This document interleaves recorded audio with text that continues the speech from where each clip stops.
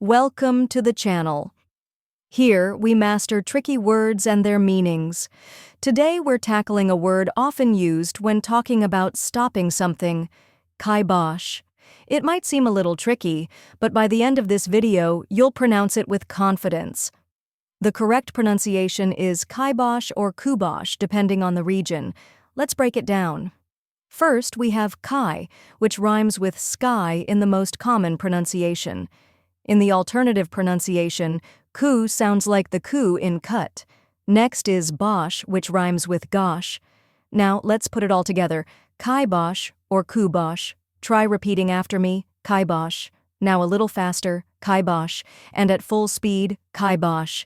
Keep practicing, and soon this word will feel natural to you. Now that you've mastered the pronunciation, let's go over the meaning. Kibosh means to put an end to something or stop it completely. For example, the manager put the kibosh on our vacation plans, meaning the plans were shut down. And that's it. Now you know how to pronounce kibosh and what it means. If you found this helpful, give this video a like and share it with others.